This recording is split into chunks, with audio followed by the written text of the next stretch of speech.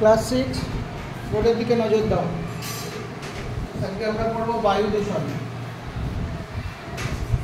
বায়ু দূষণ কাকে বলবো? বায়ুতে যদি ক্ষতিকারক গ্যাসের পরিমাণ বেড়ে যায় তাহলে মানুষ তথা জীবজগতের উপর যে ক্ষতিকারক প্রভাব পড়ে তাকেই আমরা বলি বায়ু দূষণ। কাকে বলবো বায়ু দূষণ? বায়ুতে যদি কোনো ক্ষতিকারক গ্যাসের পরিমাণ, কোনগুলো ক্ষতিকারক গ্যাস দেখো, কয়েকটি ক্ষতিকারক গ্যাসের নামও আমি লিখে দিয়েছি। কোন গ্যাসগুলো? SO2 sulphur dioxide, NO2 nitrogen dioxide, CFC chlorofluorocarbon, CO2 carbon dioxide, CO carbon monoxide. এই গ্যাসগুলো ক্ষতি করে। এই সমস্ত গ্যাসের পরিমাণ যদি বায়ুমণ্ডলে বাড়তেই থাকে তাহলে জীবজগতের উপর নানা ক্ষতিকারক প্রভাব সৃষ্টি করে। তখন সেই অবস্থাকে আমরা বলি বায়ু দূষণ। বোঝা গেল বায়ু দূষণ তাহলে কাকে বলবো? বায়ুতে উপস্থিত ক্ষতিকারক গ্যাসের পরিমাণ যদি বাড়তেই থাকে তাহলে মানুষ তথা জীবজগতের উপর যে ক্ষতিকারক প্রভাবের সৃষ্টি হয় তাকে আমরা বলি বায়ু দূষণ।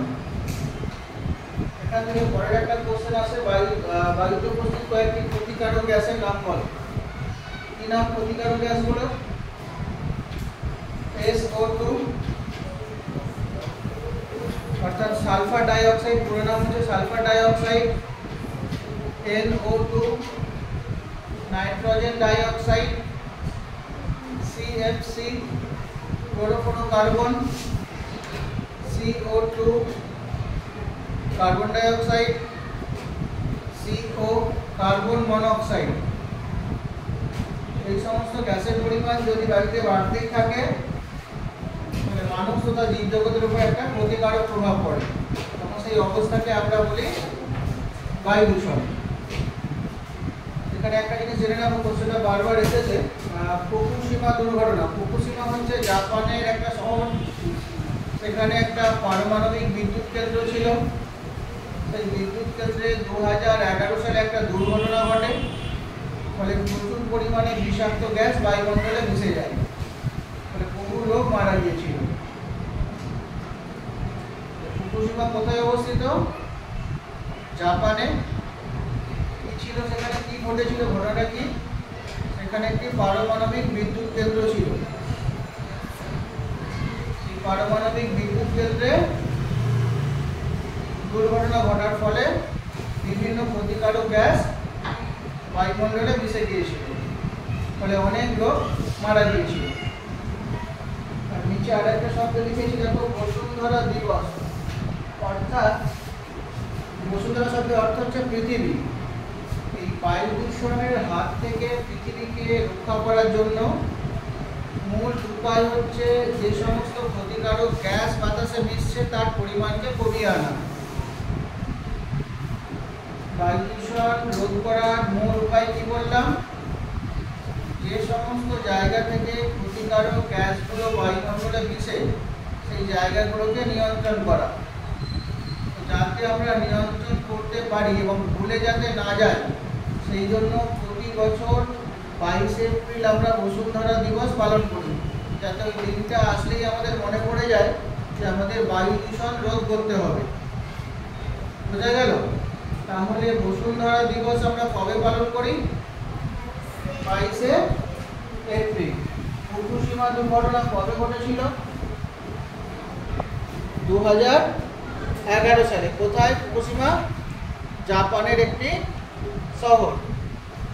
সেখানকার পারমাণবিক বিদ্যুৎ কেন্দ্রে দুর্ঘটনা ঘটার ফলে বিভিন্ন প্রকার রাসায়নিক বিষাক্ত গ্যাস বায়ুমণ্ডলে মিশে গিয়েছিল, ফলে প্রচুর মানুষ মারা গিয়েছিল। এবার আমরা করব বায়ু দূষণের কারণ। কি কিভাবে বায়ুতে বিভিন্ন ক্ষতিকারক গ্যাসগুলো মিশছে, কোথা থেকে আসছে সেইগুলো। প্রথম কারণ দেখো, গৃহস্থলীর ধোঁয়া। অর্থাৎ আমরা ঘরে যখন রান্না করি তখন উনান জ্বালাই। উনান হয় আমরা কাঠে না হয় কয়লায় জ্বালিয়ে থাকি, তাই তো? ফলে ধোঁয়ার সৃষ্টি হয়। সেই ধোঁয়াটা কোথায় যায়? বাতাসে মিশে যায়, ফলে বায়ু দূষিত হয়। 2 নম্বর পয়েন্টটা দেখো, কলকারখানার ধোঁয়া। শহরাঞ্চলের দিকে গেলে তোমরা একটু দেখতে পাবে যে অনেক কলকারখানা আছে, চিমনি উপরের দিকে আকাশের দিকে তাকালে দেখতে পাবে ধোঁয়া আর ধোঁয়া। কোথা থেকে এলো এত ধোঁয়া? বিভিন্ন কলকারখানা চলছে, সেইখান থেকে ওই ধোঁয়াগুলো বায়ুতে মিশছে, ফলে বায়ু দূষিত হচ্ছে। 3 নম্বর পয়েন্ট হচ্ছে যানবাহনের ধোঁয়া। গাড়ি যখন চলে, কিসে চলে গাড়ি? পেট্রোল বা ডিজেলে চলে। তো সেগুলো জ্বলে তো নাকি? পুড়ে তো। পুড়লে কি সৃষ্টি হবে? ধোঁয়ার সৃষ্টি হবে। দেখেছো লরি যেতে, বাস যেতে ধোঁয়া বেরোতে? সেই ধোঁয়াটা কোথায় যায়? বায়ুতে মিশে যায়, গেলে বায়ু দূষিত হয়। তোমাদের এখানে পাশে একটা ইটভাটা ছিল, দেখেছো? ধোঁয়া উঠতো, হ্যাঁ? ধোঁয়াটা কোথায় যেত? এই ধোঁয়াটাও বায়ুতে মিশত, ফলে বায়ু দূষিত হতো। তারপরে দেখো দাবানলের ধোঁয়া। দাবানল কি আগের ক্লাসে পড়েছো, নিচু ক্লাসে পড়েছো? বনভূমিতে যখন আগুন লেগে যায়, গাছে গাছে ঘষা লেগে, তখন সেই অবস্থাকে বলা হয় দাবানল। বনভূমিতে যদি আগুন লেগে যায়, তাহলে গাছগুলো পুড়বে না পুড়বে না? পুড়লে ধোঁয়ার সৃষ্টি হবে কি হবে না?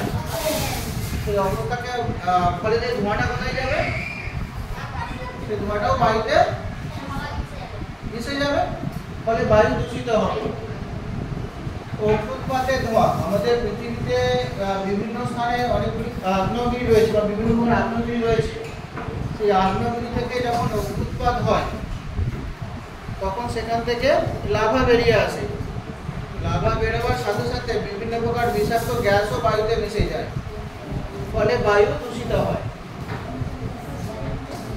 বোঝা গেল? তাহলে বায়ু দূষণের কারণগুলো কি কি হলো?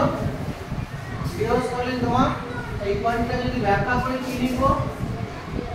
গৃহস্থলী রান্নার কাজে ব্যবহৃত কাঠ, খড় বা কয়লা ইত্যাদি পুড়ে ধোঁয়া সৃষ্টি হয়। সেই ধোঁয়া বায়ুতে মিশে বায়ু দূষণ ঘটায়। কলকারখানার ধোঁয়া কি লিখবো? বিভিন্ন প্রকার কলকারখানা চলার সময় যে ধোঁয়া সৃষ্টি হয়, সেই ধোঁয়া বায়ুতে মিশে বায়ু দূষণ ঘটায়। যানবাহনের ধোঁয়া।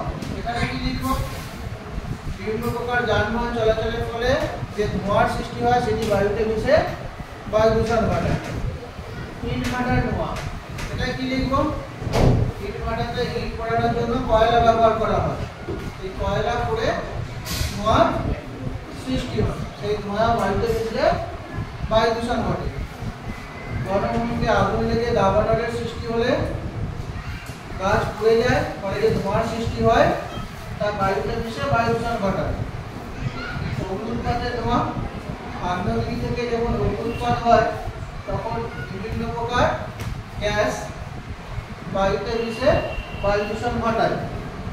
এইগুলো ছাড়া আরো কিছু কারণ আছে, যেমন ধরো তাপবিদ্যুৎ কেন্দ্র। কয়লাকে পুড়িয়ে যে বিদ্যুৎ তৈরি করা হয়, তাকে তাপবিদ্যুৎ বলা হয়। কয়লা যখন পুড়ে, তখন ধোঁয়ার সৃষ্টি হয়, ফলে বায়ু দূষিত হয়। যুদ্ধের সময় বিভিন্ন বম ফাটানো হয়, হ্যাঁ? যুদ্ধের সময় হ্যাঁ ধোঁয়ার সৃষ্টি হবে, হ্যাঁ? হবে না? হ্যাঁ, সেই ধোঁয়ার দ্বারাও বায়ু দূষণ ঘটে। বোঝা গেল? অনেক সময় পারমাণবিক বিদ্যুৎ কেন্দ্রে দুর্ঘটনার ফলে বিভিন্ন রাসায়নিক পদার্থ বা গ্যাস বায়ুতে মিশে বায়ু দূষণ ঘটায়। তাহলে বায়ু দূষণের কারণগুলো বোঝা গেল। কি কি কারণ? ঘরে রান্নার সময় যে ধোঁয়া সৃষ্টি হয়, তার দ্বারা বায়ু দূষিত হয়। কলকারখানা চলার সময় যে ধোঁয়ার সৃষ্টি হয়, তার দ্বারাও বায়ু দূষিত হয়। গাড়ি চললে যে ধোঁয়ার সৃষ্টি হয়, সেটা বায়ুতে মিশে ধোঁয়ার সৃষ্টি বায়ু দূষণের সৃষ্টি করে। ইট ভাটার ইট পোড়ানোর সময় যে ধোঁয়ার সৃষ্টি হয়, সেখান থেকেও বায়ু দূষিত হয়। বনভূমিতে আগুন লাগলে যে দাবানল সৃষ্টি হয়, সেই দাবানলের ধোঁয়া বায়ুতে মিশে বায়ু দূষণ ঘটায়। আগ্নেয়গিরির অগ্নুৎপাতের সময় বিভিন্ন প্রকার বিষাক্ত গ্যাস বায়ুতে মিশে বায়ু দূষণ ঘটায়। তাপবিদ্যুৎ উৎপন্ন করার সময় কয়লা পোড়ানোর জন্য যে পোড়ানোর ফলে যে ধোঁয়ার সৃষ্টি হয় সেটাও বায়ু দূষণ ঘটায়।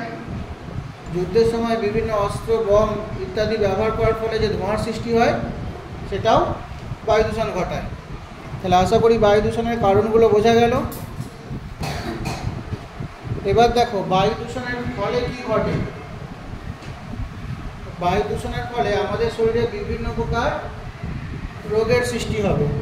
শ্বাসকষ্ট হতে পারে, হৃৎপিণ্ডের সমস্যা হতে পারে ইত্যাদি নানা রকম রোগের সৃষ্টি হবে। বায়ু দূষণের প্রত্যক্ষ ফল আমাদের উপর কী করছে, বিভিন্ন প্রকার রোগের সৃষ্টি হবে। আর কি ঘটবে বায়ু দূষণের ফলে? বায়ু দূষণের ফলে আর কি ঘটবে? দেখো বিশ্ব উষ্ণায়ন। বিশ্ব উষ্ণায়ন অর্থাৎ পৃথিবীর উষ্ণতা বৃদ্ধি পেয়ে যাওয়া। এটা আগে একদিন আমি পড়িয়েছি বোধহয় তোমাদের ক্লাসে। পৃথিবীর গড় উষ্ণতা 15 ডিগ্রি সেন্টিগ্রেড, কিন্তু এই বায়ু দূষণের ফলে এই যে বিষাক্ত গ্যাসগুলো বায়ুতে মিশছে এরা বায়ুর উষ্ণতাকে ধরে রাখছে, ফলে পৃথিবীর গড় উষ্ণতা বেড়ে যাচ্ছে। এই ঘটনাকে বলা হয় বিশ্ব উষ্ণায়ন। বিশ্ব উষ্ণায়নের সৃষ্টি হবে অ্যাসিড বৃষ্টি।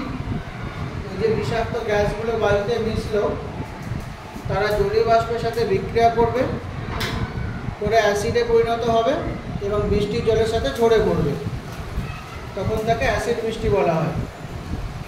তো অ্যাসিড বৃষ্টির সৃষ্টি হবে। এই অ্যাসিড বৃষ্টির জল যদি পুকুরে পড়ে বা অন্য কোনো জলাশয় মিশে তাহলে সেই জলটাও দূষিত হবে।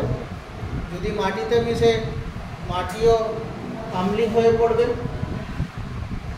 স্টোন ক্যান্সার, ওই অ্যাসিড বৃষ্টির জল যদি কোনো স্মৃতিসৌধের উপর বা সুন্দর বিল্ডিং বা বাড়ির উপর পড়ে, মার্বেল দিয়ে তৈরি, তাহলে সেগুলোর রং পরিবর্তন হতে পারে। এটাকে বলা হয় স্টোন ক্যান্সার। জীব বৈচিত্র্য হ্রাস, এটা কীরকম? একটা জীবের বসবাসের জন্য একটা অনুকূল প্রাকৃতিক পরিবেশের প্রয়োজন হয়। তো বায়ু দূষণের ফলে যদি জীবের অনুকূল প্রাকৃতিক পরিবেশ নষ্ট হয় তাহলে সেই জীব সেখানে বসবাস করতে পারবে না, সে সেখান থেকে অন্য কোথাও স্থানান্তরিত হবে, চলে যাবে। ফলে যে অঞ্চল থেকে সে চলে গেল সেখানকার জীববৈচিত্র্য হ্রাস পাবে। একটা উদাহরণ দিই, ধরো এখানে খুব বেশি ধোঁয়া, তাহলে তোমরা কি এখানে বসে থাকতে পারবে? খুব বেশি ধোঁয়া হয়, তাহলে তোমরা কি করবে? এখান থেকে চলে যাবে।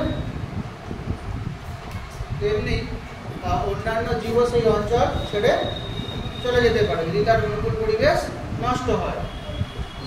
জলবায়ুর পরিবর্তন, এটা কীরকম? বায়ু দূষণের ফলে কীভাবে জলবায়ুর পরিবর্তন হয় আমরা একটু আগেই বললাম। গ্রিন হাউস গ্যাসগুলোর পরিমাণ যদি বাড়তে থাকে তাহলে পৃথিবীর গড় উষ্ণতাও বাড়তে থাকে।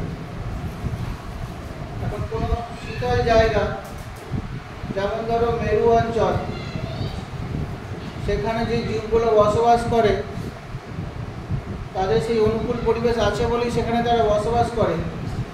সেই অঞ্চল যদি কোনো কারণে গরম হয়ে যায় তাহলে সেখানে যে জীবগুলো বসবাস করে তারা কি সেখানে বসবাস করতে পারবে? একটু সহজ করে উদাহরণ দিই। আমাদের এখানে শীতকালে রাতে ঘুমানোর সময় আমাদের কি দরকার পড়ে? লেপ কম্বলের দরকার পড়ে। তো কেন? আমাদের ঠান্ডা লাগে। গরমকালে কি দরকার পড়ে? দরকার পড়ে না, কারণ উষ্ণতা বেশি থাকে। এখন গরমকালও যদি ঠান্ডা হয়ে যায়,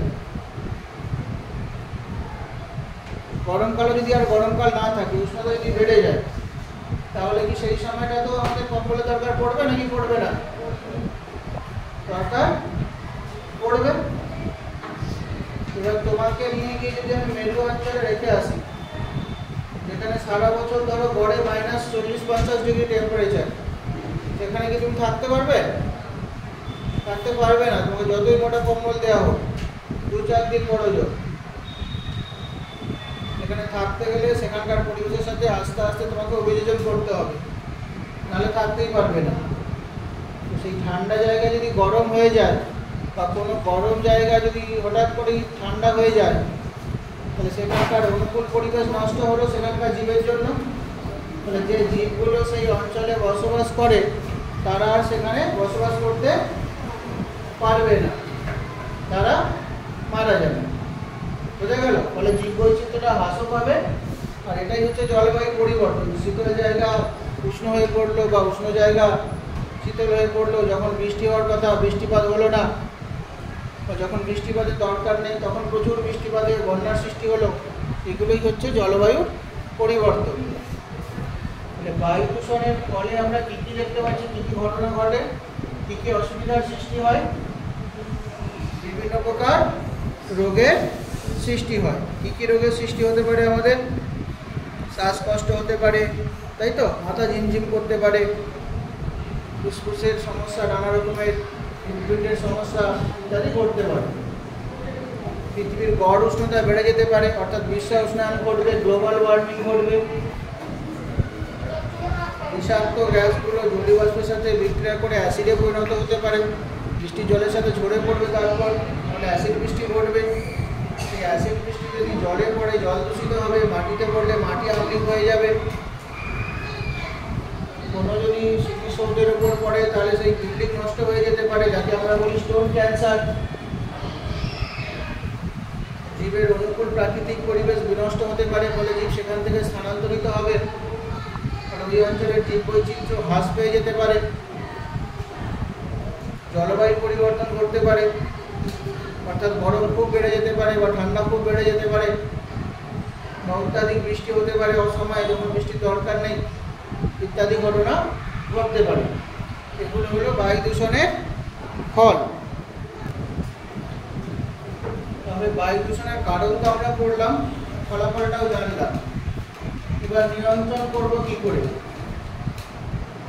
বায়ু দূষণ নিয়ন্ত্রণ করতে গেলে সবার আগে যেটা আমাদের করতে হবে সেটা হচ্ছে আমাদের গাছ লাগাতে হবে। কেন? গাছ লাগালে কিভাবে বায়ু দূষণ নিয়ন্ত্রণ করব? গাছ বায়ুমণ্ডল থেকে কার্বন ডাই অক্সাইড গ্যাসকে শোষণ করবে এবং সেটা পরিবর্তন করে অক্সিজেন গ্যাসের যোগান দেবে, ফলে পরিবেশের ভারসাম্য বজায় থাকবে। গ্যাস কোন গ্যাসকে গ্রহণ করবে? কার্বন ডাই অক্সাইড গ্যাসকে গ্রহণ করবে, তার পরিবর্তে কোন গ্যাসের যোগান দেবে? অক্সিজেন গ্যাসের যোগান দেবে, ফলে পরিবেশের ভারসাম্য বজায় থাকবে। অপ্রচলিত শক্তি ব্যবহার করতে হবে, অর্থাৎ আমাদের যে সমস্ত জীবাশ্ম জ্বালানি আছে, মূলত কয়লা আর খনিজ তেল, এগুলোর ব্যবহার বন্ধ করে দিতে হবে। তার পরিবর্তে আমাদের অপ্রচলিত শক্তি ব্যবহার করতে হবে, তাহলে আর ধোঁয়ার সৃষ্টি হবে না। কয়লা পুড়লেও ধোঁয়ার সৃষ্টি হয়, তেল পুড়লেও ধোঁয়ার সৃষ্টি হয়, এগুলো যদি আমরা না পোড়াই তাহলে ধোঁয়ারই আর সৃষ্টি হবে না। কিন্তু এগুলো তো আমাদের প্রয়োজন। তাহলে কি করব? রান্না করার সময় তো আমাকে উনান জ্বালতেই হবে। যদি বলি আমি কয়লা জ্বালবো না, কাঠ জ্বালবো না, তাহলে রান্না কিসে করব? বিকল্প তো কিছু দরকার। হ্যাঁ, গ্যাসে না হয় করলাম, খানিকটা কন্ট্রোল হবে কিন্তু পুরোটা হবে না। তার জায়গায় আমাদের ওই সোলার কুকার, সূর্যের আলোতেই রান্না হবে, এক রকমের যন্ত্র পাওয়া যায়, সোলার কুকার বলা হয়। খাবারকে ভরে তার মধ্যে রেখে দিয়ে সূর্যের আলোয় বসিয়ে দিলে নিজেই রান্না হয়ে যাবে। সেই জাতীয় জিনিসগুলোকে ব্যবহার করতে হবে, তাহলে আর ধোঁয়ার সৃষ্টি হলো না। বাড়িতে আমাদের যে বিদ্যুৎ সরবরাহ করা হয়, কারেন্ট আছে তো বাড়িতে? হ্যাঁ, আছে তো। কোথা থেকে তৈরি হয়?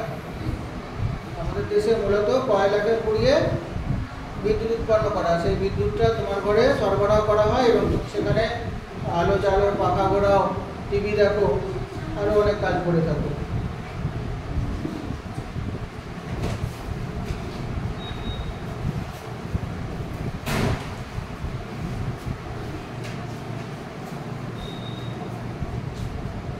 যদি কয়লাকে না পোড়াই তাহলে বিদ্যুৎটা কোথা থেকে পাবো? তার পরিবর্তে আমাদের বিদ্যুতের অন্য ব্যবস্থা করতে হবে। কোথা থেকে আসবে সেই বিদ্যুৎ? আমরা সূর্য থেকে সৌরশক্তি তৈরি করতে পারি, সেই বিদ্যুৎটাকে ব্যবহার করতে পারি। বায়ু প্রবাহকে কাজে লাগিয়ে বায়ু শক্তি উৎপন্ন করতে পারি, সেখান থেকে বিদ্যুৎ উৎপন্ন হবে। জোয়ার ভাটাকে কাজে লাগিয়ে বিদ্যুৎ উৎপন্ন করতে পারি, সেই বিদ্যুৎটা ব্যবহার করতে পারি। নদীর জলকে কাজে লাগিয়ে জলবিদ্যুৎ উৎপাদন করতে পারি। এগুলো উৎপাদন করলে বায়ু দূষণ হবে না। ফলে আমাদের প্রচলিত শক্তির পরিবর্তে অপ্রচলিত শক্তি সম্পদ ব্যবহার করতে হবে। বোঝা গেল? তাহলে বায়ুতে ক্ষতিকারক গ্যাসের পরিমাণ কম হবে। বায়ু শোধন যন্ত্র, তোমরা তোমাদের বাড়ির পাশে ইটভাটাতে দেখেছো কালো ধোঁয়া বাড়িতে মিশে যায়, দেখেছো কি দেখো? দেখেছো তো? এক রকমের যন্ত্র পাওয়া যায়, সেই যন্ত্রটা এই ক্ষতিকারক গ্যাসগুলোকে শোধন করে দেবে, পরিশুদ্ধ করে দেবে, পরিষ্কার করে দেবে, যাতে ওই গ্যাসগুলো বাড়িতে না মিশে। সেই যন্ত্রটাকে ওই চিমনির মুখে লাগানো হয়। বোঝা গেল? বায়ু শোধন যন্ত্রকে ব্যবহার করতে হবে। যেখানে যেখানে ধোঁয়ার সৃষ্টি হচ্ছে চিমনিগুলোতে, সেই সমস্ত চিমনিতে বায়ু শোধন করা যন্ত্র লাগাতে হবে। তাহলে ক্ষতিকারক গ্যাসগুলো আর বায়ুতে মিশতে পারবে না, ফলে বায়ু দূষণ নিয়ন্ত্রণ করা যাবে। গণপরিবহন ব্যবস্থার উপর আমাদের জোর দিতে হবে। ধরো তুমি একটা মোটরসাইকেল নিয়ে যাচ্ছ, এখান থেকে পাস করা যাবে। তোমার পরিবারের আরো একজন হয়তো মোটরসাইকেল নিয়ে তিনিও পাস করা যাবেন, তিনিও গেলেন। মানে কটা মোটরসাইকেল চললো? দুটো। তেল কতগুলোর জন্য পড়লো? দুটো। দুজনে একসঙ্গে যেতে তাহলে কি তেল কম পড়তো? তেল যদি কম পড়তো তাহলে ধোঁয়ার কি কম সৃষ্টি হতো? তাহলে একসঙ্গে বহু লোক পরিবহন করা যায়। মূলত আমি বলতে চাচ্ছি বাস এবং ট্রেন, যেখানে একসাথে অনেক লোককে পরিবহন করা যায়, সেই জাতীয় যানবাহন ব্যবহার করতে হবে। তাহলে কম তেল লাগবে। কম তেল লাগার অর্থ ধোঁয়াও কম সৃষ্টি হবে, ফলে বায়ু দূষণটাও কমবে। আর আমাদের এমন যানবাহন ব্যবহার করতে হবে যেগুলোতে তেলের প্রয়োজন হয় না। কোনগুলো? সাইকেল আর টোটো আছে, ব্যাটারি গাড়িগুলো আছে না, সেগুলোকে ব্যবহার করতে হবে। তাহলে কি ধোঁয়ার সৃষ্টি হবে? ইলেকট্রিক স্কুটার বেরিয়েছে না, ব্যাটারি স্কুটার, সেগুলোকে ব্যবহার করতে হবে যাতে ধোঁয়ার সৃষ্টি কম হয়। তাহলে বায়ু দূষণের মূল কারণ এতক্ষণ তো নিশ্চয়ই বুঝতে পেরে গেছে কেন বায়ু দূষিত হয়। মূল কারণটা কি? ধোঁয়া। বিভিন্ন জায়গা থেকে সে বায়ুতে মিশে, কোথা থেকে আসে? ঘর থেকে সৃষ্টি হয় ধোঁয়া। ঘরে ধোঁয়া সৃষ্টি করো না করো না? রান্নার সময় ধোঁয়া সৃষ্টি করো, হ্যাঁ? বায়ু দূষণ ঘটাও। কলকারখানা চলে, সেখানকার ধোঁয়া বায়ুতে মিশে বায়ু দূষণ ঘটায়, তাই তো? গাছপালা বনে জঙ্গলে আগুন লেগে গেলে গাছপালা পড়ে ধোঁয়ার সৃষ্টি হয়, দাবানলের সৃষ্টি হয়। এই দাবানলের ধোঁয়া থেকে বায়ু দূষণ ঘটে। তাহলে ধোঁয়া হচ্ছে বায়ু দূষণের মূল কারণ। কিছু কিছু ক্ষেত্রে ধরো আমরা এই ধোঁয়ার সৃষ্টি হতে আটকাতে পারবো না, যেমন আমরা আগ্নেয়গিরির অগ্নুৎপাতকে আটকাতে পারবো না। বুঝা গেল? দাবানল সৃষ্টি হওয়াকে আটকাতে পারবো না, কিন্তু দ্রুত নেভানোর ব্যবস্থা করতে পারবো। বনভূমিতে আগুন লেগে গেলে তাকে যাতে আমরা দ্রুত নেভাতে পারি তার ব্যবস্থা করতে হবে, কিন্তু আগুন লাগবে না এটা আমরা নিয়ন্ত্রণ করতে পারবো না। কারণ যখন ঝড় হয় গাছে গাছে ঘষা লাগে, গাছের ডাল একটা গাছের ডাল আরেকটা অন্য গাছের ডালের সাথে ঘষা লেগে যায়, এই ঘষা লেগেই আগুন লেগে যায়, যাতে আমরা দাবানল করি। এই আগুনটাকে আমরা নিয়ন্ত্রণ করতে পারবো না, মানে আগুন যে সৃষ্টি হবে না সেটাকে নিয়ন্ত্রণ করতে পারবো না। কিন্তু যদি লেগে যায় আগুন, আমাদের কি করতে হবে? খুব তাড়াতাড়ি নেভাতে হবে, যাতে ধোঁয়ার সৃষ্টিটা কম হয়। তাহলে বায়ু দূষণ নিয়ন্ত্রণে আমরা মূলত কোন জায়গাটায় জোর দেবো? যাতে ধোঁয়া বায়ুতে না মেশে। বোঝা গেল? কোন জায়গায় জোর দেবো যাতে ধোঁয়া বায়ুতে না মেশে। সেই জন্য আমাদের কি করতে হবে? গাছ লাগাতে হবে। কারণ গাছ কি করবে? কার্বন ডাই অক্সাইড গ্যাসকে শোষণ করে নেবে, ফলে বায়ু দূষণ নিয়ন্ত্রণ হবে। জীবাশ্ম জ্বালানি, কোনগুলো জীবাশ্ম জ্বালানি? কয়লা, খনিজ তেল, এই সমস্ত জ্বালানির করে, যে কলকারখানা ধোঁয়ার সৃষ্টি করছে সেখানকার চিমনিগুলোতে আমাদের বায়ু শোধন করা যন্ত্র লাগাতে হবে। গণপরিবহনের উপযোগী যানবাহন ব্যবহার করতে হবে এবং আমরা এমন যানবাহন ব্যবহার করব যেগুলো দূষণ ঘটাবে না, তাহলে আমরা বায়ু দূষণকে নিয়ন্ত্রণ করতে পারবো।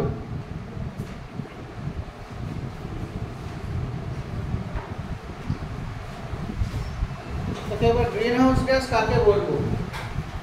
কিছু কিছু গ্যাস আছে যে গ্যাসগুলো বায়ুর উষ্ণতাকে ধরে রাখে, সেই সমস্ত গ্যাসগুলোকে বলা হয় গ্রিন হাউস গ্যাস। কোন কোন গ্যাসগুলো ধরে রাখে উষ্ণতাকে? Carbon die oxide, chlorofluorocarbon, nitrogen die oxide, sulphur die oxide, carbon monoxide, methane, এই সমস্ত কিছু গ্যাস বায়ুর উষ্ণতাকে ধরে রাখে। এই জন্য এই গ্যাসগুলোকে বলা হয় গ্রিন হাউস গ্যাস। বুঝা গেল? কিন্তু আরেকটা কোশ্চেন হয় কয়েকটি গ্রিন হাউস গ্যাসের নাম লেখো। তাহলে কয়েকটি গ্রিন হাউস গ্যাসের নাম কি কি হবে? CO2 অর্থাৎ কার্বন ডাই অক্সাইড, CFC অর্থাৎ ক্লোরোফ্লোরোকার্বন, NO2 অর্থাৎ nitrogen dioxide, CO carbon monoxide, methane, মিথেনের চিহ্ন হচ্ছে CH4। মিথেন। বুঝা গেল? এগুলো হচ্ছে সব গ্রিন হাউস গ্যাসের নাম। পরীক্ষায় কোশ্চেন আসতেই পারে একটা গ্রিন হাউস বা দুটো গ্রিন হাউস গ্যাসের নাম লেখো, তখন আমাদের লিখতে হবে কার্বন ডাই অক্সাইড, ক্লোরোফ্লোরোকার্বন, যে কোনো যেটা তোমার ইচ্ছা, যে কোনো দুটো তুমি লিখে দেবে। তো এই যে সমস্ত গ্রিন হাউস গ্যাসগুলো রয়েছে এর মধ্যে বাতাসে কোন গ্যাসটার পরিমাণ সব থেকে বেশি? বাতাসে উপস্থিত গ্রিন হাউস গ্যাসগুলোর মধ্যে সব থেকে বেশি পরিমাণ রয়েছে কার্বন ডাই অক্সাইড। এটাও অনেকবার পরীক্ষার কোশ্চেন এসেছে, এবং কি চাকরি পরীক্ষার কোশ্চেন এসেছে বাতাসে উপস্থিত সর্বাধিক পরিমাণযুক্ত গ্রিন হাউস গ্যাসের নাম লেখো। সেটা হচ্ছে